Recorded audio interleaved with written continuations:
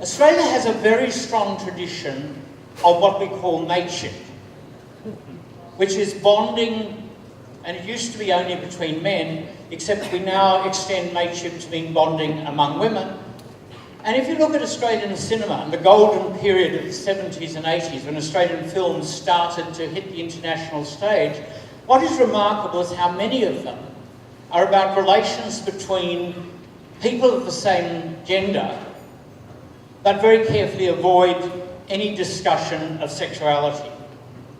And in fact, what you're going to see in this festival is something new. And the festival has done an extraordinary job, and congratulations to all of you out there in bringing together so many films that show the diversity of contemporary queer life in my country. I'm very proud of what we've done, but I also want to say publicly, I am deeply ashamed of what my government is doing at the moment globally. And I don't want to stand here as an Australian patriot. I want to stand here as someone who is genuinely touched and humbled by the chance to be in India, in Mumbai. And just to remind you, as we looked at all those images, that India has a far richer and more complex and more diverse history of thinking and talking and acting about sexuality and gender than many of us in the West realise.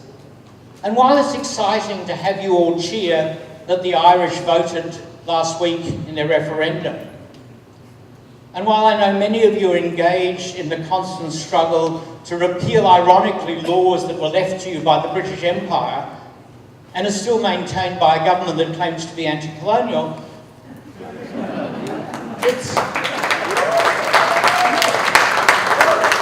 thank you, it's always good to get applause for that. I also want to say how for those of us who come to India from a country like Australia, which other than our indigenous inhabitants, is a very new country and a very raw country, it is a huge honour to come and be in contact and in touch with a civilization and a culture that has given us a whole set of ways of thinking about sexuality and gender that help explode some of the myths that, ironically, a lot of the films you're going to see will show you. So, thanks to you all. I'm actually going to have to run out.